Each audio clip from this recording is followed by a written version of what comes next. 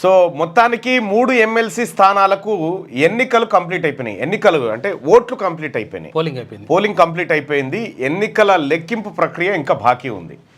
మార్చి 3 తారీఖు రోజు ఓట్ల లెక్కింపు ప్రక్రియ కొనసాగుతుంది. సో 3 ఎమ్మెల్సీ స్థానాల్లో ఎన్నికలు నిర్వహిస్తే చాలామంది, ఒక ఆయన చాణక్య సర్వే అని, ఒక ఆయన ఇంకో సర్వే అని, ఒక ఆయన ఇంకో శాంపిల్ తీసుకున్నామని, ఇట్లా రకరకాలు వేస్తూ ఉన్నారు. సో ఎమ్మెల్సీ ఎన్నికల్లో సర్వేల లెక్కల్లాగానే ఉంటాయా అంటే, నేను 3 సార్లు కంటెస్ట్ చేసినటువంటి అభ్యర్థిగా, అదే ఎమ్మెల్సీగా నా అనుభవాన్ని చెప్తా ఉన్నా. ఎమ్మెల్సీ ఎన్నికల్లో సర్వేలు పనిచేయాయి. ఎందుకంటే మిగతా ఓట్లకి దీనికి చాలా తేడా ఉంటుంది. ఏది చేతుల మీద అంచనా వేయొచ్చు, కానీ పక్కాగా ఈ శాంపిల్తో నీ తీసుకొచ్చినామని చెప్పడానికి లేదు.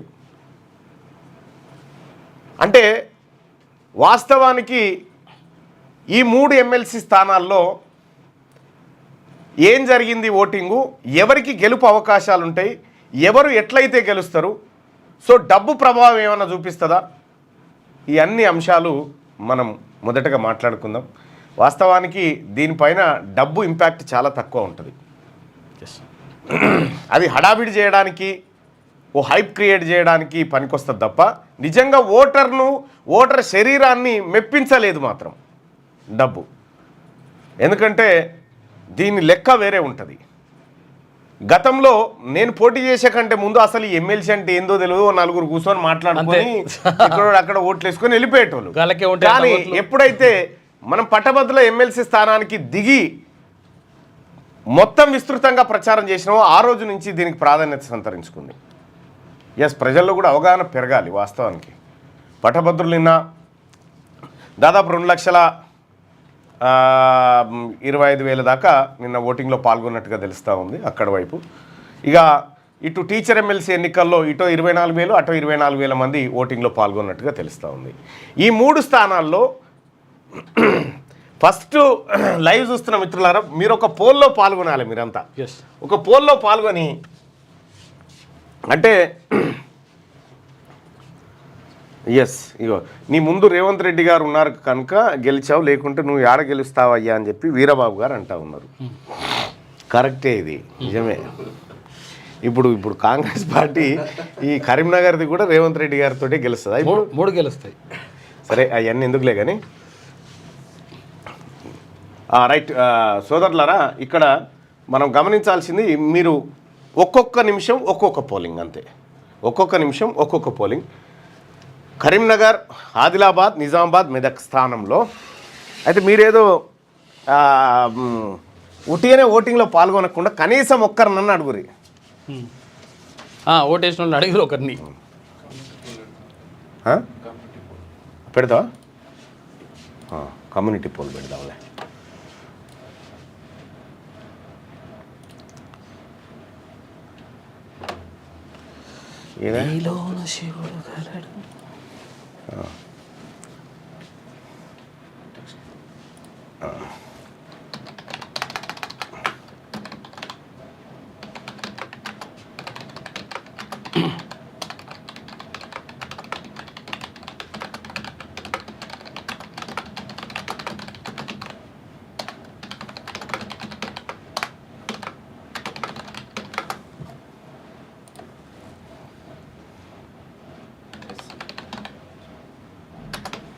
పేరు అంజిరెడ్డి అని.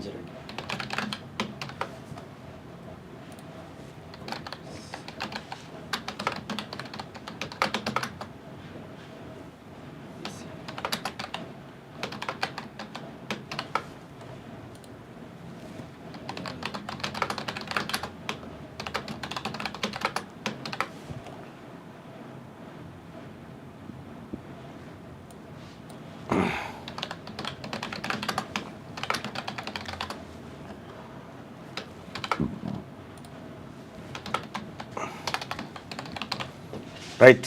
కమ్యూనిటీ పోస్ట్లో ఒకసారి కమ్యూనిటీ పోస్ట్ తీసి చూపించు. దాంట్లో ఒకసారి పోస్టాం చూపించు పోస్ట్.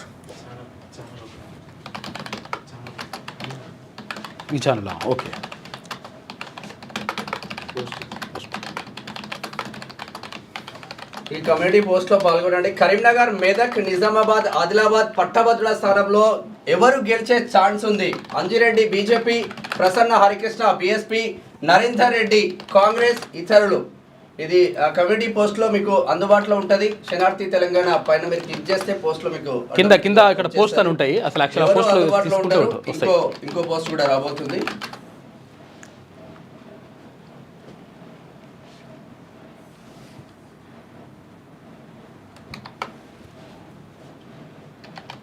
అన్న కాంగ్రెస్ కాబట్టి కాంగ్రెస్ కోటేస్తాం, మేమైతే వేరేలాగా వేస్తాం. ఆయన ఓటు వేరే, మా ఓటు వేరే ఈ విషయంలో.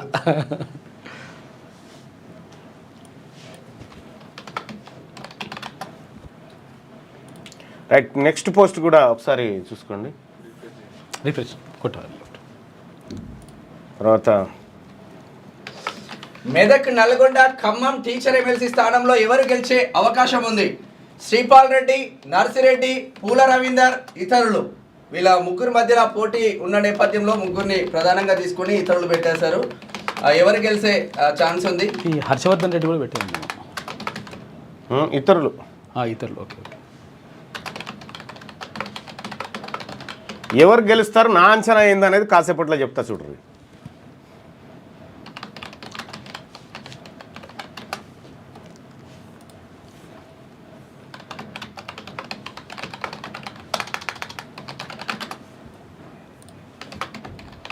కింద ఉంటుంది, కింద క్లిక్ చేయాలి. ఇది తెలంగాణ ఉంటుంది. 3 కమ్యూనిటీ పోస్టులు ఉన్నాయి. 3 కమ్యూనిటీ పోస్టులలో మీ అభిప్రాయాన్ని తెలియజేయండి ఓటింగ్లో పాల్గొని. Adilabad, Medak, Karimnagar, Nizamabad teacher. Adilabad, Medak, Karimnagar, Nizamabad teacher MLC ఎన్నికల్లో ఎవరు గెలిచే ఛాన్స్ ఉంది? మల్కా కుమరేనా, వంగా మహేందర్ రెడ్డి, ఇతరుల. అంటే ఆప్షన్స్ ఎక్కువ ఉన్నాయి. ఇక దీంట్లో కూడా మెదక్, నల్గొండ, ఖమ్మం టీచర్ ఎమ్మెల్సీ స్థానంలో ఎవరు గెలిచే అవకాశం ఉంది? శ్రీపాల్ రెడ్డి, నర్సిరెడ్డి, పూల రవీంద్ర, ఇతరుల. ఇక అలాగే కరీంనగర్, మెదక్, నిజామాబాద్, ఆదిలాబాద్ పట్టభద్రుల స్థానంలో ఎవరు గెలిచే ఛాన్స్ ఉంది? అంజిరెడ్డి గెలవబోతా ఉన్నాడా? ప్రసన్న హరికృష్ణ, నరేందర్ రెడ్డి కాంగ్రెస్ పార్టీ, ఇతరులు గెలవబోతా ఉన్నారా? మీ ఒపీనియన్ని ఇక్కడ కమ్యూనిటీ పోస్ట్లో ఉంటుంది. ఈ పోస్ట్లో మీ అభిప్రాయాన్ని తెలియజేయండి. ఇక మరి ఎవరు గెలుస్తారు మళ్ళన్న? మీ అభిప్రాయం ఏంది? సో ఇక్కడ నా అంచనాలు, నా అభిప్రాయాలు ఇవి నా వ్యక్తిగతం మాత్రమే. అంటే నేను వేస్తున్నటువంటి ప్రిడిక్షన్ ఎట్లా ఉంటుంది అని అంటే ఇది సర్వే చేసింది కాదు, ఎక్కడ గ్రౌండ్లో దిగింది కాదు, మా వాళ్ళు ఏం చేసింది కాదు. ఇక్కడ కరీంనగర్, మెదక్, నిజామాబాద్,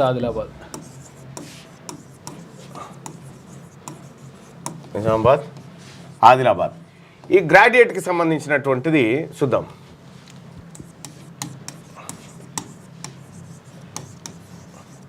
ఈ గ్రాడ్యుయేట్ స్థానానికి సంబంధించినటువంటి చూస్తే ఇక్కడ ప్రధానంగా బీజేపీ, కాంగ్రెస్, ఆ తర్వాత బీఎస్పీ,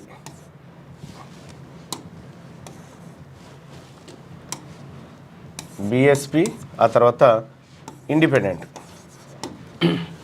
రైట్, ఇక్కడ ఈ ప్రధానంగా మనం ఓటు చూస్తే మొత్తం పోలైనటువంటి ఓట్లన్నీ 2 లక్షల పోలైన ఓట్లు.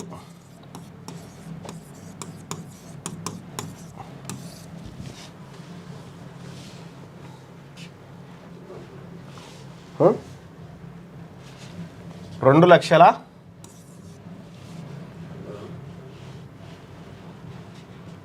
ఏమైంది?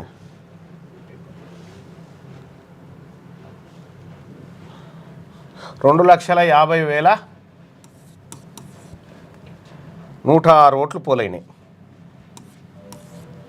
ఇవి గ్రాడ్యుయేట్ కాన్స్టిట్యున్సీలో పోలైనటువంటి ఓట్లు.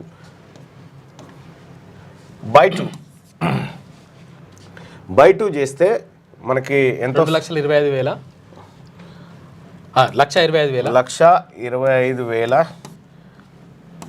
1,25,000 ఓట్లు ఎవరు వస్తే వాళ్ళు గెలుస్తారు. అంతే. 1,25,054 ఓట్లు 3 కానీ ఒకటి ఎక్కువ రావాలి. అంటే +1 రావాలి. ఇందులో ఒకటి ఎందుకు ఎక్కువ వచ్చిందంటే +1, 50% +1 ఓట్. అట్లయితే ఇక్కడ గెలుస్తారు. 1,25,054 ఓట్లు ఎవరికి వస్తే వాళ్ళు గెలుస్తారు. సో ఇక్కడ మనం ప్రధానంగా చర్చించుకోవాల్సింది ఏంది, మరి 1,25,054 ఓట్లు ఎవరికన్నా వచ్చే అవకాశం ఉందా అంటే లేదు. ఎస్, లేదు. ఫస్ట్ ప్రియారిటీ ఓట్లతో ఎవరు గెలిచేటువంటి అవకాశం లేదు. సపోజ్ సెకండ్ ప్రియారిటీ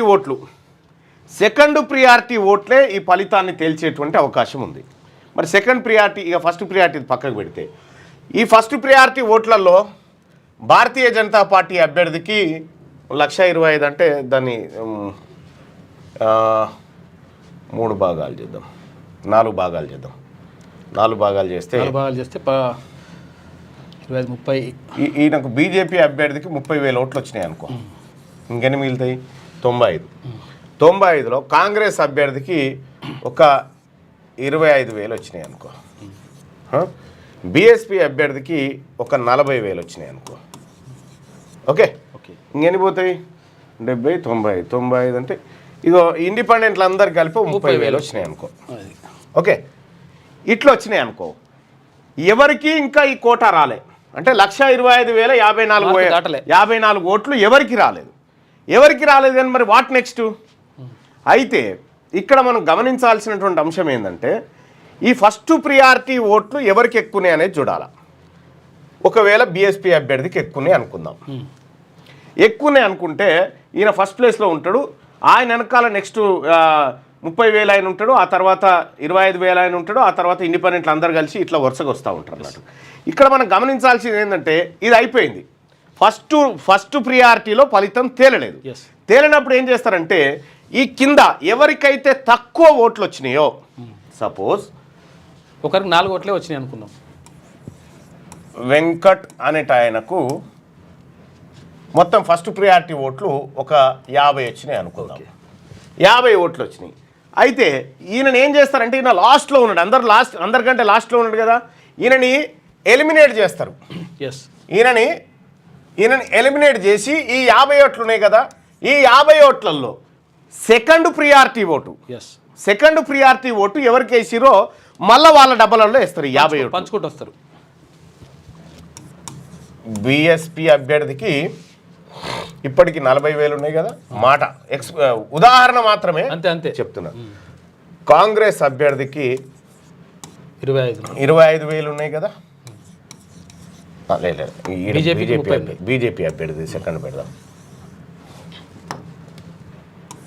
బీజేపీ అభ్యర్థికి 30,000 ఉన్నాయి. ఆ తర్వాత కాంగ్రెస్ అభ్యర్థికి 25,000 ఉన్నాయి. ఓకే, ఇక క్లియర్. ఇక ఈ కింద ఉన్న వాళ్ళంతా ఎలిమినేట్ కావాల్సిందే. అయితే ఈ 50 ఓట్లలో సెకండ్ ప్రియారిటీ ఓటు, అంటే మొదటి ప్రాధాన్యత ఓటు వెంకట్ కేసిరు, రెండో ప్రాధాన్యత ఓటు ఈ 50 ఓట్లలో ఒక 20 ఓట్లు ప్రసన్న హరికృష్ణ కేసిరు అనుకుందాం, ఒక 15 ఓట్లు బీజేపీ కేసిరు అనుకుందాం, ఇంకా 5 ఓట్లు, ఇంకో 5 ఓట్లు 5 కాదు ఇంకొక 5 ఓట్లు కాంగ్రెస్ ఆయన కేసిరు. ఇప్పుడు దీన్ని బట్టి 40 అయినాయి కదా, ఇంకొక 10 ఓట్లలో సెకండ్ ప్రియారిటీ వేయలే, అసలు సెకండ్ ప్రియారిటీ వేయలే, కానీ 1 నెంబర్ వేసి ఇట్స్ పెట్టిరు. సో ఇప్పుడు ఏమవుతుంది, ఈయనకు బీఎస్పీ ఆయనకు 40,20 ఓట్లు అవుతాయి. వెంకట్ ఎలిమినేట్ అయిన తర్వాత కూడా ఇవి కూడితే 40,20 ఓట్లు అయినాయి కదా. సో ఈ కోటా రాలే, ఇంకా ఈ కోటా రాలే. మళ్ళీ ఏం చేస్తారు, ఆ వెంకట్ కంటే మీద ఉన్న ఆయన ఉంటాడుగా, రెండో లాస్ట్ ఆయన ఆయనది అట్లా తీసుకుంటూ ఇలా కలుపుకుంటూ వస్తారు. వచ్చిన తర్వాత కూడా ఈ ఇంకొక ఆయన యాదగిరి శేఖర్రావు అని ఒక ఆయన ఉన్నాడు. అయితే అక్కడి వరకు వస్తారు. వచ్చిన తర్వాత ఈయనకు ఇండిపెండెంట్లలో 10,000 ఓట్లు వచ్చినాయి అనుకుందాం. ఇండిపెండెంట్లలో యాదగిరి శేఖర్రావు 10,000 ఓట్లు వచ్చినాయి. ఇక వీళ్ళ పని అయిపోయినట్టే. ఈ కింది వాళ్ళ అన్ని సెకండ్ ప్రియారిటీ తీసి వీళ్ళకి పంచుతూ ఉంటారు. పంచుతున్నటువంటి క్రమంలో ఈ సెకండ్ ఇప్పుడు యాదగిరి శేఖర్రావు దగ్గర 10,000 ఓట్లు ఉంటే దీంట్లో ఫస్ట్ ప్రియారిటీ మాత్రమే పడ్డటువంటి ఓట్లు 2,000, 8,000కు సెకండ్ ప్రియారిటీ ఉంది అనుకుందాం. ఈ 8,000లలో ఒక 4,000 ఓట్లు ఈయన కలిసినాయి అనుకో, ఈయనకు 2,000 కలిసినాయి అనుకో, ఈయనకు 2,000 కలిసినాయి అనుకో, అప్పుడు మెల్లగా రేస్లోకి ఎవరు వస్తారు? బీజేపీకి సంబంధించినటువంటి 34,015 ఓట్లతో ఈయన 42,020 ఓట్లు ఈయన. ఆ తర్వాత ఈయన ఎలిమినేట్ అవుతాడు. ఆ తర్వాత అతి తక్కువ ఎవరున్నారు? కాంగ్రెస్ పార్టీ అభ్యర్థి ఉండనుకుందాం. ఈ కాంగ్రెస్ పార్టీ అభ్యర్థికి సంబంధించినటువంటి ఈ ఓట్లు ఉన్నాయి 25,000 ప్లస్ 2,000, 27,000, 27,005 ఓట్లు ఉన్నాయి. 27,005 ఓట్లలో అప్పుడు ఈయనని ఎలిమినేట్ చేసి ఈయన ఓట్లలో ఉన్నటువంటి సెకండ్ ప్రియారిటీ ఈయనకు అంచుతారు. ఈ 25,000 ఓట్లలో బీజేపీకి సంబంధించినటువంటి అభ్యర్థికి ఒక 15,000 ఓట్లు పడ్డాయి అనుకో. 15,000 ఓట్లు బీజేపీ అభ్యర్థికి పడి ఓ 10,000 ఓట్లు ప్రసన్న హరికృష్ణకు పడ్డాయి అనుకో. ఇప్పుడు ఎంత అవుతుంది లెక్క చూస్తే? 25 అయితే 2,000 ఇంకా ఎక్కడ వేయడు, ఫస్ట్ ప్రియారిటీ ఒకటే ఇస్తాడు. అయితే ఏమైంది దీంతో? ఏమైంది బీఎస్పీ అభ్యర్థికి 10, 50,000, 52,020 ఓట్లు అయినాయి. ఈయనకు 52,020 ఓట్లు, 20 ఓట్లు ప్రసన్న హరికృష్ణకి అయినాయి. ఈయనకు 45, 49,015 ఓట్లు ఈయనకైనాయి. రైట్, ఇక్కడ వరకు వచ్చింది అనుకో విజేత ప్రసన్న హరికృష్ణనే. ఎందుకు అనంటే ఈయన ఈ కాంగ్రెస్ పార్టీ లేకపోతే ఇంతకంటే తక్కువ ఉన్నటువంటి వాళ్ళ లెక్క పూర్తయ్యే నాటికి ఈయనని జంపు కావాలి. ఈయనకంటే ఎక్కువ వచ్చినప్పుడు మాత్రమే ఆయన రేసులో ఉంటాడు. సో ఇక్కడ ఏం జరుగుతూ ఉంది? ఇక్కడ ఈ కింద ఉన్నటువంటి కాంగ్రెస్ పార్టీ అభ్యర్థి సెకండ్ ప్రియారిటీ కానీ, లేకపోతే ఇక్కడ మనం కాంగ్రెస్ పార్టీ అభ్యర్థి ఓట్లు బీజేపీకి ఎక్కువ వేసినాం. సో మరి వాస్తవం ఏందనేది మళ్ళీ చెప్తా. అయితే వీళ్ళ లెక్క పెట్టే నాటికి వీళ్ళ కోటా పూర్తి కాదు. అప్పుడు ఏం చేస్తారు? ఈయన ఓట్లు తీసుకొచ్చి ఈయన కలిపి 1,24,025 ఓట్లని చేస్తారు. 25 అది ఎంత ఉందిగా 54 ఓట్లు. 54 ఓట్లుగా దీన్ని క్యాలిక్యులేట్ చేస్తారు. క్యాలిక్యులేట్ చేసి మరి లెక్క పెట్టాల్సిన అవసరం లేదు. మద్రాస్ హైకోర్టు తీర్పునిచ్చింది. ఎలిమినేషన్ అందరూ అయిపోయిన తర్వాత మిగిలినటువంటి వాళ్ళే విజేత అనేది మద్రాస్ హైకోర్టు చెప్పినటువంటి జడ్జిమెంట్ ఇటీవల కాలంలో. సో కర్ణాటక హైకోర్టు జరిగినటువంటి ప్రక్రియ గిది ఎన్నికల ప్రక్రియ. అయితే ఇప్పుడు ఎవరు గెలిచే ఛాన్స్ ఉంది? ఒకటి, ప్రసన్న హరికృష్ణకు ఉన్నటువంటి అడ్వాంటేజ్ ఏంటంటే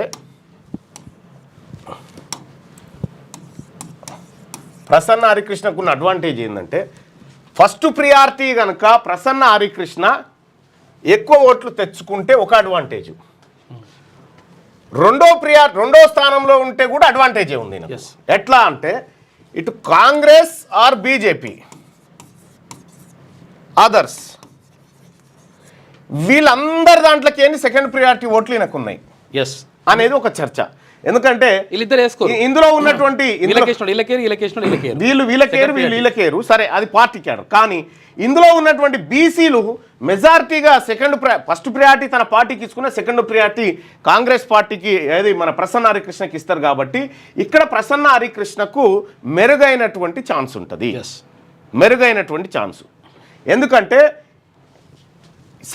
ఈయన ఒకవేళ బీజేపీ ఫస్ట్ ఉంది ఫస్ట్ ప్రియారిటీలో, తర్వాత బీఎస్పీ ఉంది ప్రసన్న హరికృష్ణ, తర్వాత కాంగ్రెస్ ఉందని అనుకుందాం. ఇక్కడ ఎలిమినేషన్ ప్రక్రియ అయ్యేసరికి ఏం జరుగుతుందంటే కాంగ్రెస్ ఓట్లు కూడా లెక్క పెట్టే నాటికి ఈ బీఎస్పీ ఆయనకి ఎక్కువ పడి ఈయన ఫస్ట్ ప్లేస్ పోయేటువంటి అవకాశం ఉంది. ఒకవేళ అది జరిగితే, ఒకవేళ కాంగ్రెస్ ఓట్లు లెక్క పెట్టినా ప్రసన్న హరికృష్ణ రెండో స్థానంలోనే ఉండంటే ప్రసన్న హరికృష్ణ ఓడిపోతాడు. సో ఈ క్యాలిక్యులేషన్స్ ఉంటాయి అన్నట్టు. ఇక ఇది ఇట్లా ఉంటే ఈ కరీంనగర్, మెదక్, ఆదిలాబాద్ దీనికి సంబంధించి వీళ్ళు గెలుస్తారు అని చెప్పడానికి లేదు. ఈ ముగ్గురిట్లలో ఎవరైనా గెలవచ్చు. ఇది అంచనా వేసి పక్కా ఈయన గెలుస్తాడని చెప్పడానికి లేదు. సర్వేలు ఏమన్నా ఇగో మేము ఇన్ని చేసినామంటే అంతా ఉట్టిదే, బోగస్, నమ్మకండి. జరిగే ప్రక్రియ ఇట్లుంటుంది. టాప్ 3లో ఉన్నటువంటి వ్యక్తులు దగ్గరగా ఉంటే దగ్గరగా ఉంటే ఫలితాలు మారే ఛాన్స్ ఉంటుంది. సో వీళ్ళ మధ్యలో గ్యాప్, ఫస్ట్ అభ్యర్థికి వీళ్ళకి మధ్యలో చాలా గ్యాప్ ఉందంటే ఈయన గెలుస్తాడు ఇక అంతే. ఒకవేళ బీజేపీ అభ్యర్థి రెండో స్థానంలో ఉండి సెకండ్ ప్రియారిటీ ఓట్లు కనుక ఎక్కువ తీసుకురాగలిగితే ఈయన గెలుస్తాడు. ఇక మూడో అభ్యర్థి కాంగ్రెస్ పార్టీ అభ్యర్థి గెలవాలంటే కొద్దిగా ఏది వీళ్ళిద్దరు దాంట్లోకేని సెకండ్ ప్రియారిటీ ఓట్లు ఆయనకు ఉండాలి, కానీ అట్లా ఉన్నట్టుగా కనిపిస్తలేదు సినారియో. రైట్, ఇది వరంగల్, నల్గొండ, అది మన కరీంనగర్, ఆదిలాబాద్, మెదక్, నిజామాబాదు పట్టభద్రుల స్థానానికి సంబంధించినటువంటి అంచనా ఇది.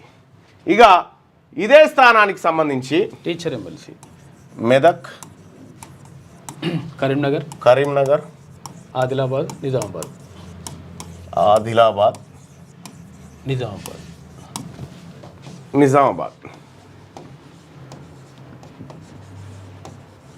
నిజామాబాద్ ఈ టీచర్ ఎమ్మెల్సీ స్థానం. టీచర్ ఎమ్మెల్సీ స్థానంలో ప్రధానంగా పోటీ పడ్డటువంటి ఇద్దరు అభ్యర్థులు, ఒకటి మల్కా కుమరయ్య,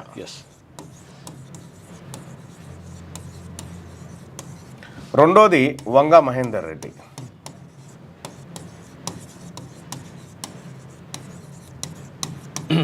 ఇంకోటి కూర రఘోత్తమ్ రెడ్డి.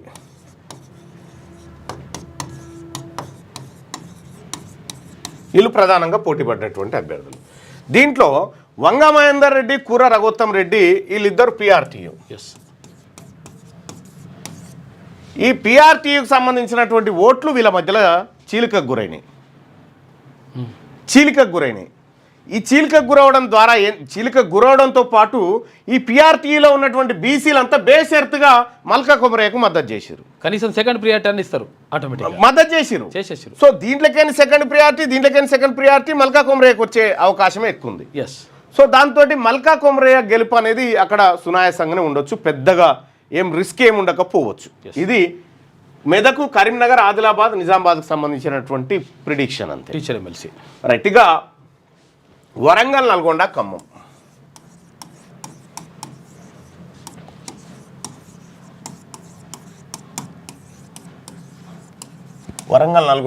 Teacher MLC. ఇది చాలా ఆసక్తికరమైనటువంటి ఎమ్మెల్సీ ఎన్నిక. కరెక్టే.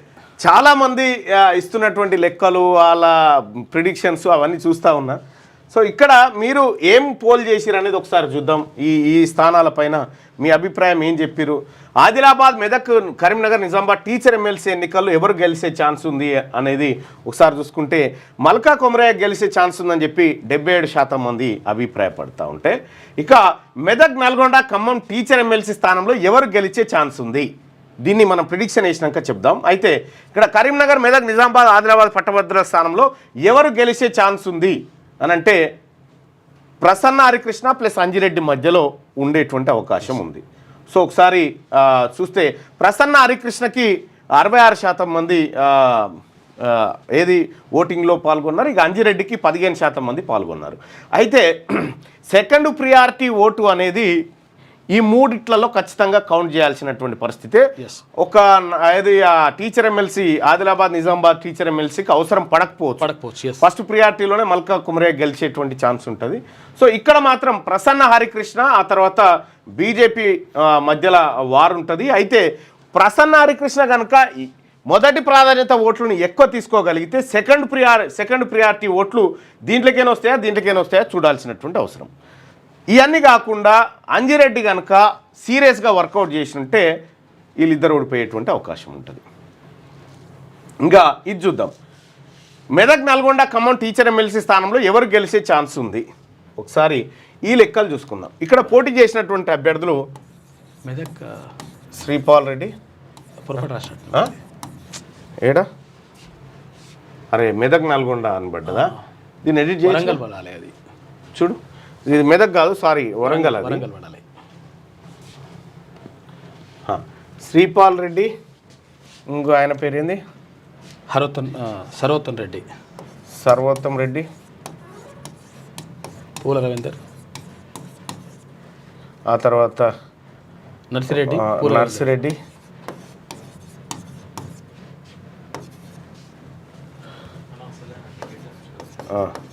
పూల రవీందర్, తర్వాత హర్షవర్ధన్ రెడ్డి. హర్షవర్ధన్ రెడ్డి కూడా బాగానే ఉండే కానీ అయితే ఈయన నాన్ లోకల్ అని కొంచెం హర్షవర్ధన్ రెడ్డి, తర్వాత సుందర్రాజ్ యాదవ్. ఇక్కడ చాలా ఆసక్తికరమైనటువంటి లెక్కలు ఉంటాయి, మీరు గమనించండి. మొత్తం 24,000 ఓట్లు పోలైనాయి అప్రాక్సిమేట్గా. అంటే 12,000 ఓట్లు ఎవరికి వస్తే వాళ్ళు గెలుస్తారు. 12,000 ఓట్లు ఎవరికి వస్తే వాళ్ళు గెలుస్తారు. దాదాపు 94% అట్లా పోలింగ్ జరిగినట్టుంది. సో ఈ 12,000 ఓట్లు ఎవరికి వస్తే వాళ్ళు 24,000 ఓట్లలో శ్రీపాల్ రెడ్డికి ఒక ఫస్ట్ ప్రియారిటీ ఓట్లు ఒక 3,000 వచ్చినాయి అనుకో. ఓకే, సర్వోత్తమ్ రెడ్డికి ఈయనకు ఒక 1,500 వచ్చినాయి అనుకో.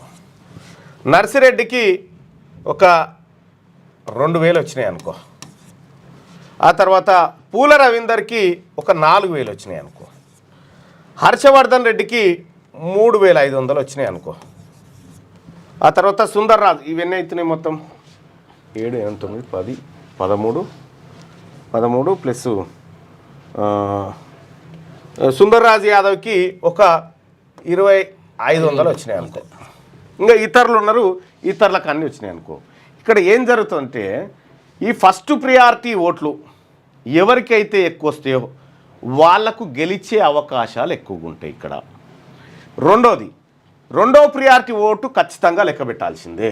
అయితే శ్రీపాల్ రెడ్డి, సర్వోత్తమ్ రెడ్డి, పూల రవీందరు, ఆ తర్వాత ఈ హర్షవర్ధన్ రెడ్డి, వీళ్ళందరూ కూడా పిఆర్టీయూకి సంబంధించినటువంటి వాళ్ళు. పిఆర్టీయూ ఇక్కడ మెజారిటీ సంఘం అయినప్పటికీ కూడా పిఆర్టీయూలో ఉన్నటువంటి 4 వ్యక్తులు పోటీ చేయడం వల్ల, అంటే పిఆర్టీయూ బ్యాక్గ్రౌండ్ ఉన్నటువంటి 4 వీళ్ళు పోటీ చేయడం వల్ల మెజారిటీ పిఆర్టీయూ చీలిపోతా ఉంది. సో ఇక్కడ నర్సిరెడ్డి గారు యూటీఎఫ్ నుంచి పోటీ చేస్తూ ఉన్నారు. యూటీఎఫ్ నుంచి నర్సిరెడ్డి గారు పోటీ చేసినప్పటికీ వాళ్ళ గెలిచేంత బలం లేదు. పోయినసారి ఎట్లా గెలిచిండే ఆ నర్సిరెడ్డి అంటే ఇక్కడ శ్రీపాల్ రెడ్డి, సర్వోత్తమ్ రెడ్డి, ఆ తర్వాత హర్షవర్ధన్, ఈ రెడ్లందరూ కలిసి అప్పుడు టీచర్ బీసీ ఎమ్మెల్సీగా ఉన్నటువంటి టీచర్ ఎమ్మెల్సీ పూల రవీందర్ని ఓడగొట్టడానికి రెడ్లంతా అప్పుడు ఒకటయ్యారు. కాబట్టి ఆయన గెలుపు సాధ్యమైంది. ఈసారి అంత ఈజీగా ఆయన గెలుపు ఉండకపోవచ్చు. సో కాబట్టి ఇక్కడ మెజారిటీగా ఈ సర్వోత్తమ్ రెడ్డి, ఆ తర్వాత శ్రీపాల్ రెడ్డి, ఆ తర్వాత పూల రవీందర్ మధ్యలో ఫైట్ ఉండేటువంటి అవకాశం ఉంది. నర్సిరెడ్డి గారిది, సో ఆయన నర్సిరెడ్డి గారి గురించి చెప్పడానికి మంచి లేదు, చేసిన చెడు లేదు. సో ఆయన అట్రా న్యూట్రల్గా ఉన్నాడు. అయితే వీళ్ళ మధ్యలో పోటీ ఉండేటువంటి అవకాశం కనిపిస్తూ ఉంది. శ్రీపాల్ రెడ్డి, సర్వోత్తమ్ రెడ్డి, పూల రవీందర్ మధ్య ఈ ముగ్గురిట్ల మధ్యలోనే పోటీ ఉండేటువంటి అవకాశం అయితే కనిపిస్తూ ఉంది. అయితే హర్షవర్ధన్ రెడ్డి నాన్ లోకల్ ఒకటైతే సుందర్ రాజు యాదవ్ ఓట్లు అత్యంత కీలకం. సుందర్ రాజు యాదవ్కు హర్షవర్ధన్ రెడ్డికి పడ్డటువంటి ఓట్లు అత్యంత కీలకమైనటువంటి ఓట్లు. ఎందుకంటే సుందర్ రాజు యాదవ్ బీసీ సామాజిక వర్గం నుంచి బలంగా పోటీ చేసినటువంటి నేత. ఇందులో నుంచి సెకండ్ ప్రియారిటీ కనుక పూల రవీందర్కు ఎక్కువగా యాడ్ అయితే పూల రవీందర్ గెలిచేటువంటి ఛాన్స్ ఉంటుంది. ఇక్కడ హర్షవర్ధన్ రెడ్డి ఓట్లు, హర్షవర్ధన్ రెడ్డి కాంగ్రెస్లో ఉన్నాడు, పూల రవీందర్ కూడా కాంగ్రెస్ పార్టీతో కలిసి ఉన్నాడు. కాబట్టి హర్షవర్ధన్ రెడ్డి ఓట్లు కనుక మళ్ళీ పూల రవీందర్కి యాడ్ అయితే పూల రవీందర్ గెలిచే ఛాన్స్ ఉంటుంది. ఎట్లా కాకుండా వీళ్ళు అంత బదురుకొని కనుక చేస్తే వేరే వాళ్ళు గెలిచి ఏది సర్వోత్తమ్ రెడ్డి గెలిచే ఛాన్స్, లేదంటే శ్రీపాల్ రెడ్డి గెలిచే ఛాన్స్ ఉంటుంది. సో కాబట్టి ఈ 3 నాకున్నటువంటి అంచనా ప్రకారం అయితే ఈ 3 బీసీలు గెలిచే ఛాన్స్ 90% ఉంది. ఈ 3 స్థానాలకు 3 స్థానాలు బీసీలు గెలిచేటువంటి ఛాన్సు కనిపిస్తూ ఉంది. 100% 90% కనిపిస్తూ ఉంది. పూల రవీందర్ గెలిచే ఛాన్స్ ఉందని చెప్పి 71% మంది అభిప్రాయపడతా ఉంటే, ఇక్కడ మల్కా కొమరయ్య గెలవడం గ్యారంటీ అని 77% మంది అభిప్రాయపడతా ఉన్నారు. ఇక కరీంనగర్ గ్రాడ్యుయేట్ ఎమ్మెల్సీకి సంబంధించి ప్రసన్న హరికృష్ణ గెలిచే ఛాన్స్ ఉందని చెప్పి 66% మంది అభిప్రాయపడతా ఉన్నారు. ఇది ఓవరాల్గా నిన్న జరిగినటువంటి ఎన్నికలకు సంబంధించి. దానికి చాణక్య, సి ఓటరు, ఆ తర్వాత CNN ఇవన్నీ వస్తాయి.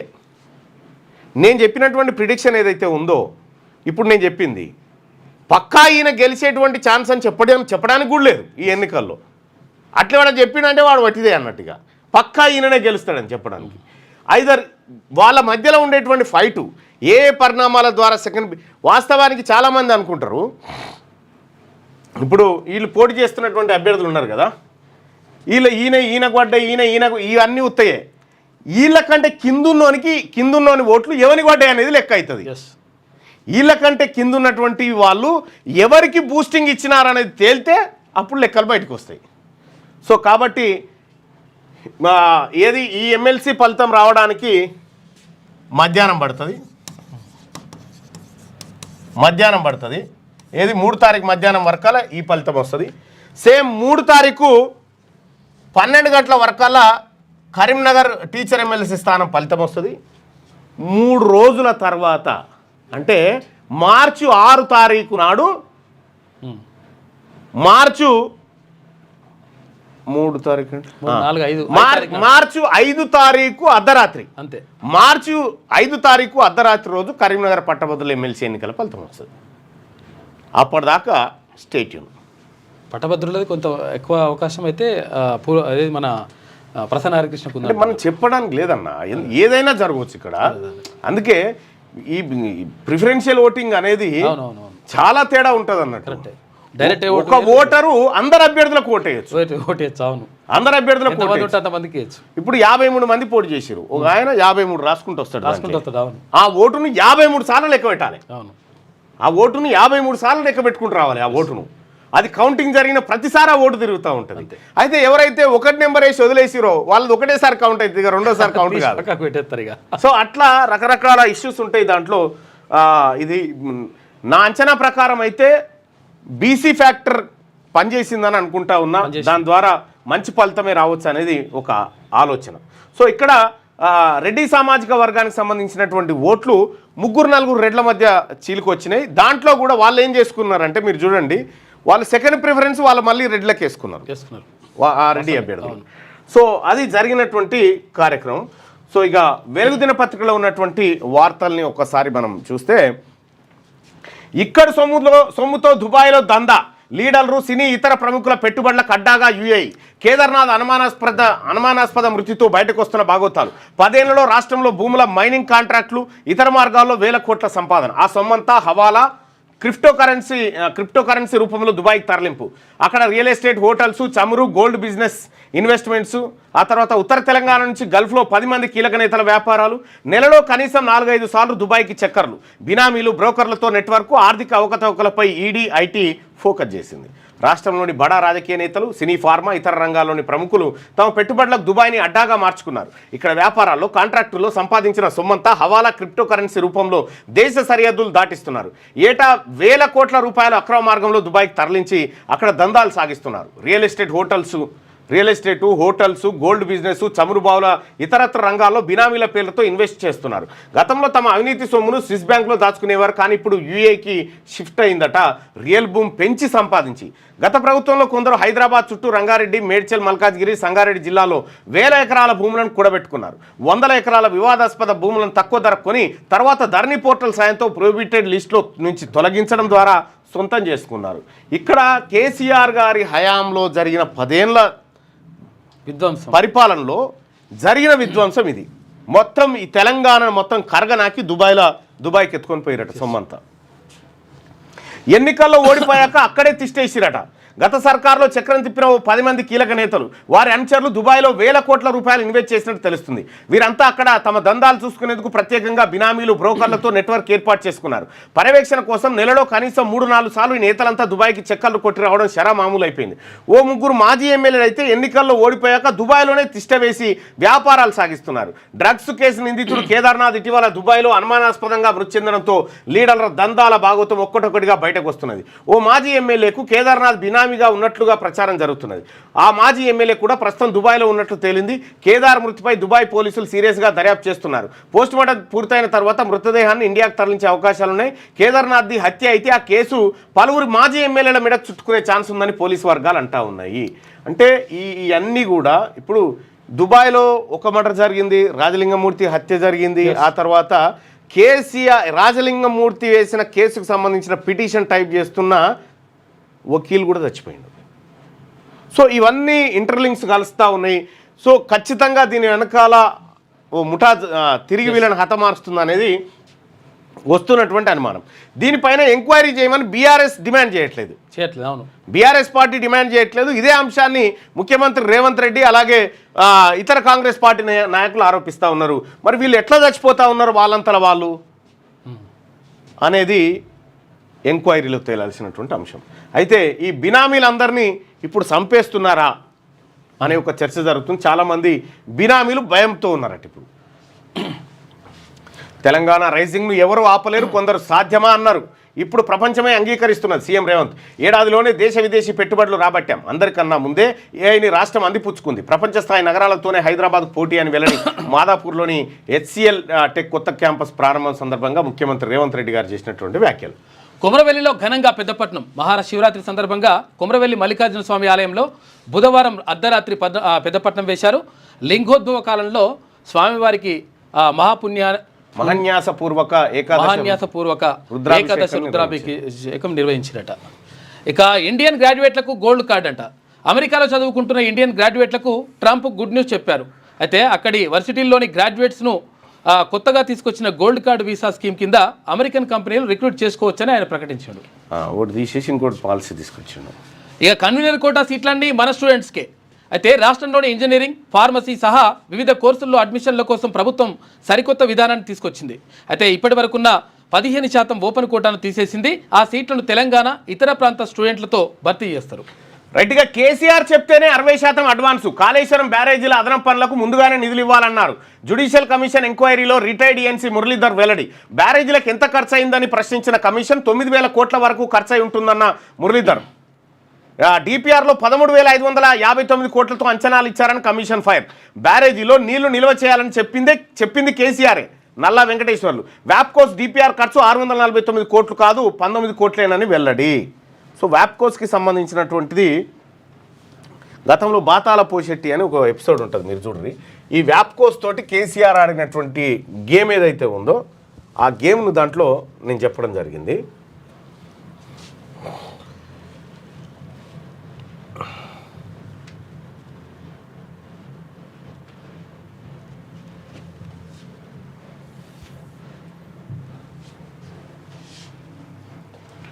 శనేశ్వరం ప్రాజెక్టు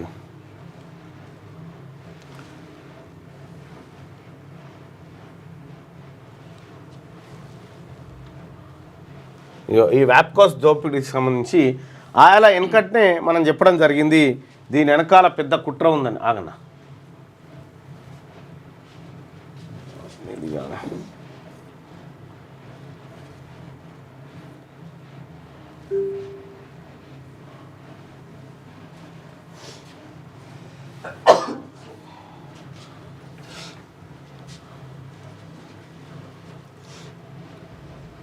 ఇది ఎవరిని ఉద్దేశించింది కాదని చెప్పినా మీరు నమ్మరు కాబట్టి చెప్పనని.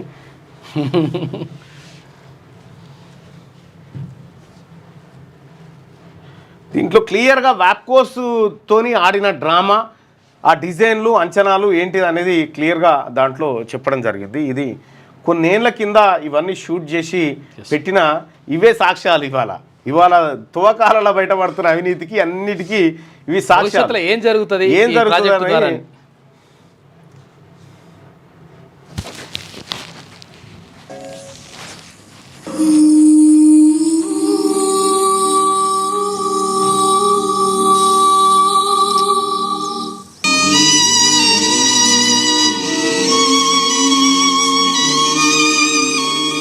మీరు ఇట్లా కచ్చదాగుడు మంచిగా లేదయ్యా, జర నీళ్ళు కలుపుకోరయ్యా. మనసు బాగలేదురా నర్సిగా. జర ఆగుదోరా, తెచ్చిన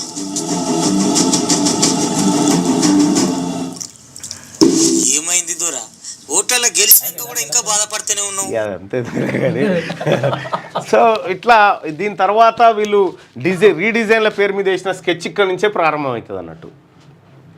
శనేశ్వరం ప్రాజెక్టు కట్టినటువంటి దాని కథ అంత ఇక్కడ నుంచే స్టార్ట్ అవుతుంది.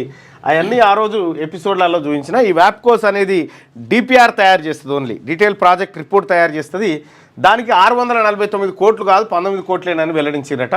సో మొత్తానికైతే కాళేశ్వరం పేరు మీద జరిగినటువంటి భూ కుంభకోణం, పైసా కుంభకోణం అంతా కూడా ఇప్పుడు బయటపడతాం జస్టిస్ ఘోష్ గారి కమిషన్ ముందు. నాకేం యాదికి లేదు, DPRలపై రిటైర్డ్ ENC మురళీధర్ సమాధానం. నాకేం యాదికి లేదు. పుస్తకాలు చదవండి, డ్రై ఫ్రూట్స్ తినండి, జస్టిస్ ఘోష్ సెటైర్. ప్రభుత్వం అంటే ఎవరు అని ప్రశ్నించిన కమిషన్ సెక్రటరీ ప్రిన్సిపల్ సెక్రటరీలు అంటూ సమాధానం.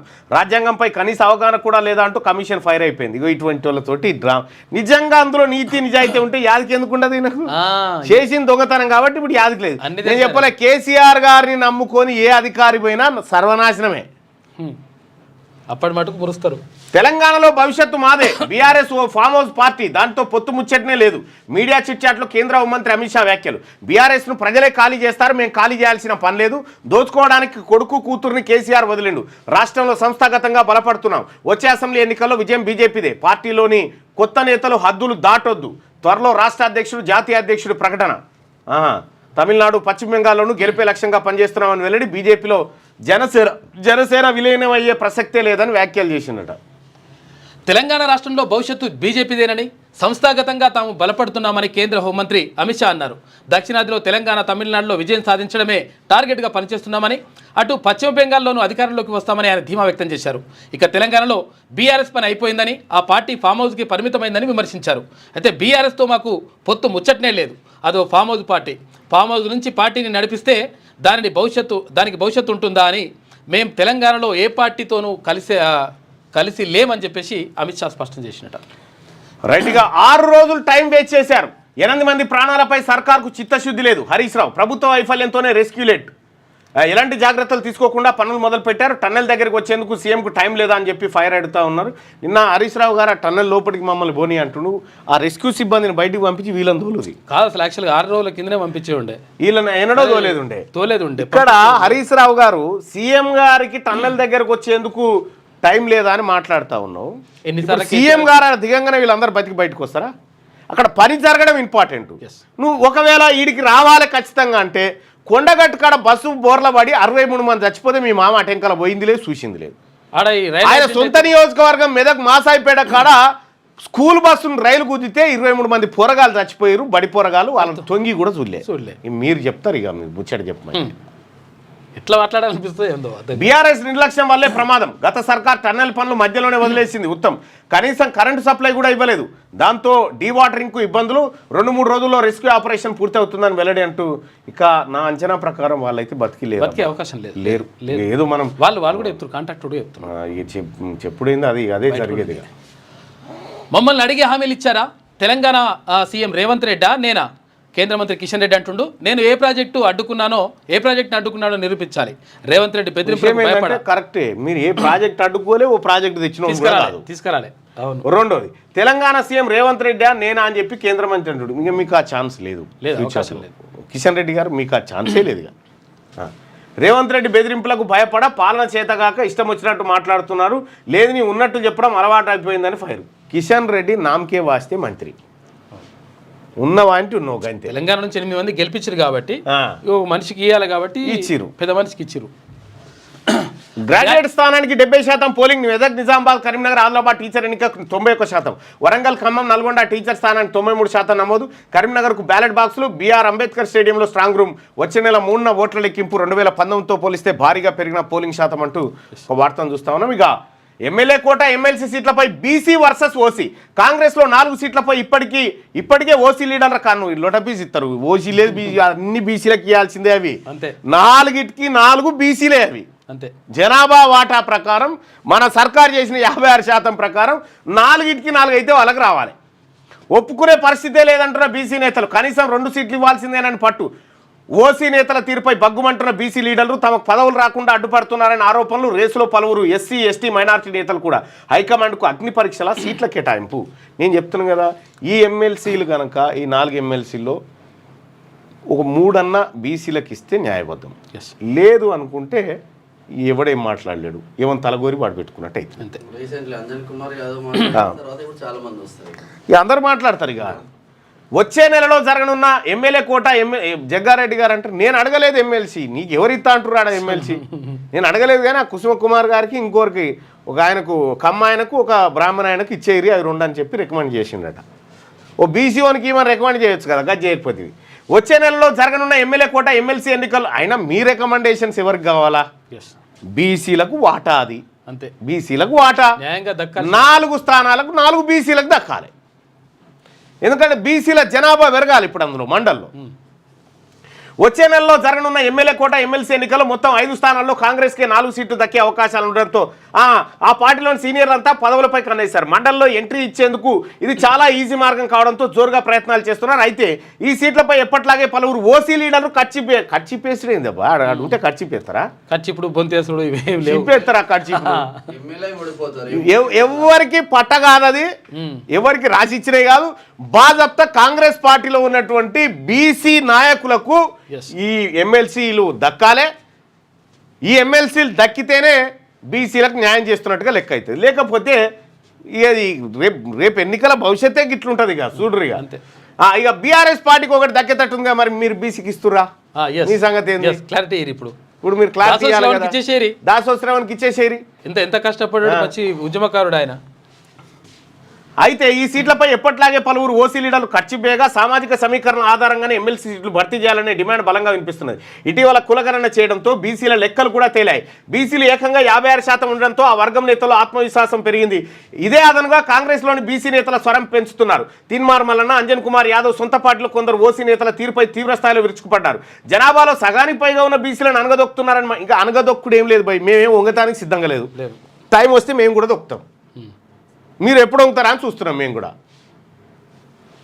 ఉన్న బీసీలను అనగదొక్కుతున్నారని మండిపడ్డారు. ఏ స్థాయిలో అన్యాయం జరుగుతుందో ఉదాహరణలతో సహా బయటపెట్టగా వారి వ్యాఖ్యలు రాజకీయంగా పెనుతుమారని రేపుతాయి. మరి బీసీలు 30 ఏళ్ళ నుంచి వాళ్ళు కాంగ్రెస్ పార్టీలో పనిచేస్తున్నారని చెప్పి ఎవరు ఆయన పేరు జగ్గారెడ్డి గారు అంటా ఉన్నాడు. ఏమని వాళ్ళు 30 ఏళ్ళ నుంచి కాంగ్రెస్ పార్టీని పట్టుకొని ఉన్నారు అని చెప్పి అంటున్నారు జగ్గారెడ్డి గారు. ఆ 30 ఏళ్ళ నుంచి కాంగ్రెస్ పార్టీని పట్టుకొని ఉన్నటువంటి వాళ్ళకు ఎవరైతే ఇప్పుడు వదినమ్మకి ఇచ్చినటువంటి కార్పొరేషన్ ఉందిగా, అదొకటి ఇచ్చే వీళ్ళకు, అది తీసేసి వీళ్ళకి ఒకటి ఇచ్చేసి న్యాయం చేయి. రెండోది 40 ఏళ్ళ నుంచి కాంగ్రెస్ పార్టీ గోడలను గీక్తున్న, గాంధీ భవన్ గోడలను గీక్తున్న బీసీలను 100 మందిని చూపిస్తాం. పుట్టినప్పటి నుంచి ఈ గోడలు గీక్తున్న 100 మందిని చూపిస్తాం. పుట్టినప్పటి నుంచి 30 ఏళ్ళు కాదు ఇది. ఇదైతే యుద్ధమే. ఇప్పుడు గ్రాడ్యుయేట్ ఎమ్మెల్సీ ఎన్నికలు ఇవి తేలిపోతాయి. దీంతో ఏం జరుగుతుందో లెక్కలు అందరికీ ఉన్నాయి. ఆ లెక్కలు అయిపోయిన తర్వాత ఈ లెక్కల మీదనే రాష్ట్రానికి 40, ఏపీకి 20 టీఎంసీలు. 2 రాష్ట్రాల అవసరాలకు కృష్ణా బోర్డు కేటాయింపులు. ప్రస్తుతం సాగర్, శ్రీశైలంలో అందుబాటులో 60 టీఎంసీలు. నీటిని పొదుపుగా వాడుకోవాలని 2 రాష్ట్రాలకు సూచన. ఏపీకి 16 టీఎంసీలు ఇవ్వాలని తెలంగాణ డిమాండ్. 2 వారాలు కీలకమన్న ఏపీ. 23 టీఎంసీలకు పట్టు. 2 వారాల తర్వాత ఈఎన్సీల సమావేశం అవ్వాలని సూచన. రాష్ట్రానికి 40 టీఎంసీలు, ఏపీకి 20 టీఎంసీలు అని చెప్తా ఉన్నారు. కానీ ఇది కాదట, 16 టీఎంసీలు ఏపీ కట, తర్వాత ఒక 30 చిల్లర టీఎంసీలు తెలంగాణకి ఇస్తారని చెప్పి తెలుస్తూ ఉంది. సో అది చూడాలి. ఒకసారిగా ఆంధ్రజ్యోతి వార్త చూద్దాం. ఉన్నత విద్యలో నాన్ లోకల్ కోటా ఎత్తివేత. ఇకపై సీట్లన్నీ స్థానికులకే. 15% నాన్ లోకల్ కోటా. అయితే 4 కేటగిరీలకు పంపిణీ. ఏపీ పునర్విభజన చట్టం 10 ఏళ్ల గడువు పూర్తయిన నేపథ్యంలో జీవో జారీ చేసినాడు. మంచి పని. తెలంగాణ పరుగు ఆగదు. రాష్ట్రం క్రేజ్ పెట్టుబడులతో తెలిసొచ్చింది. అనుమానించిన వాళ్ళే అభినందిస్తున్నారు. రాష్ట్ర అభివృద్ధిని ప్రపంచమే అంగీకరించింది. HCL కొత్త క్యాంపస్ ప్రారంభంలో సీఎం. గోల్ఫ్ కోర్సు, విల్లా భూముల వివాదాన్ని సామరస్యంగా పరిష్కరించుకుందాం. సీఎంను కలిసిన ఎంఆర్ వ్యవస్థాపకుడు. గత అధికారుల కమిటీకి అదనంగా న్యాయ నిపుణుల కమిటీ ఏర్పాటు చేయాలన్న సీఎం. వైఎస్ హయాంలో ఏఎంఆర్ భూముల కేటాయింపులు ప్రస్తుతం విలువ 40,000 కోట్ల పైనే ఉందట ఆ భూములకు సంబంధించి. కేంద్రం పన్నుల్లో రాష్ట్రాలకు మరింత కోత. ఇక ప్రస్తుతం ఉన్న 41% వాటా నుంచి 40%కి తగ్గించే యోచనట. 2026-27 నుంచి అమలు. అక్టోబర్లో ఆర్థిక సంఘం ప్రతిపాదన 4.8% ఆర్థిక లోటు అంచనాలే కారణం. ఆచరణలోకి వస్తే కేంద్రానికి ఏటా 35,000 కోట్ల మిగులు. 35,000 కోట్లు రాష్ట్రాలదే. అయితే ఇక్కడ మనం ప్రజలందరూ కూడా గమనించాల్సింది ఏ రకంగా దోపిడీ జరుగుతూ ఉందో చూడండి. కేంద్రము మంచిగా నిమ్మలంగా చేసుకుంటూ వస్తుంది. మనం మేల్కొనే లోపే ఈ దుకాణం అంతా బంద్ అవుతుంది. ఈ సౌత్ ఇండియా ప్రజలు గమనించాల్సింది ఒకటి ఉంది.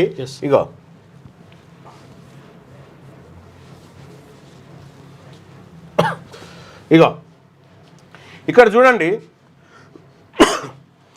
తెలంగాణ రాష్ట్రం 100 రూపాయలు కేంద్రానికి పంపితే కేంద్రం నుంచి 49 రూపాయలు 80 పైసలు వస్తున్నాయి. ఓపెన్ పెద్ద పెట్టనా? ఓకే. తెలంగాణ రాష్ట్రం 100 రూపాయలను కేంద్రానికి పన్నులు కడితే అందులో 49 రూపాయలు వాపసు వస్తున్నాయి. కేరళ 100 రూపాయలు పంపిస్తే 13 రూపాయలు వాపసు వస్తున్నాయి. తమిళనాడు 100 రూపాయలు పంపిస్తే 29 రూపాయలు వాపసు వస్తున్నాయి. ఏపీ 100 రూపాయలు పంపితే 46 రూపాయలు వాపసు వస్తున్నాయి. ఇక ఇదేమో సౌత్ ఇండియా పరిస్థితి. మహారాష్ట్ర రూపాయలు, ప్రతి 100 రూపాయలకు 7 రూపాయల 70 పైసలు వాపసు వస్తున్నాయి మహారాష్ట్రకు. ఇక గిటు చూడ్రి బీహార్ 100 రూపాయలు కేంద్రానికి కడితే 922 రూపాయలు బీహార్కు వస్తున్నాయి. చూసుకో ఇక ఉత్తరప్రదేశ్ 100 రూపాయలు కేంద్రానికి కడితే 333 రూపాయలు వాపసు వస్తున్నాయి. అంటే వీళ్ళ సొమ్ము వీళ్ళు తింటారు, సౌత్ ఇండియా సొమ్ము ఇక వీళ్ళు తింటా ఉన్నారు. మధ్యప్రదేశ్కు 279 రూపాయలు వస్తున్నాయి వాపసు 100 కడితే, ఛత్తీస్గఢ్కు 282, అరుణాచల్ ప్రదేశ్కు 4863 రూపాయలు వాపసు వస్తున్నాయి 100 రూపాయలు కడితే. ఇక్కడ దక్షిణాది రాష్ట్రాలది కష్టమేమో దక్షిణాది రాష్ట్రాలది, తింటున్నదేమో వీళ్ళు పచ్చగాయరు. అందుకనే పచ్చగాయరు చూడు, మనమేమో ఎండిపోతా ఉన్నాం, అవి పచ్చగా అయింది. దీని గురించి రేపు మాట్లాడుకుందాం. రేపు భారతదేశంలో ఎలాంటి బాంబు వేలబోతా ఉంది నరేంద్ర మోడీ గారు, ఆ తర్వాత వీళ్ళందరూ వేసిన స్కెచ్ ఏందనేది రేపు మాట్లాడుకుందాం దాని మీద. ఎందుకంటే ఇవాళ న్యూస్ టైం కూడా చాలా తక్కువ ఉంది.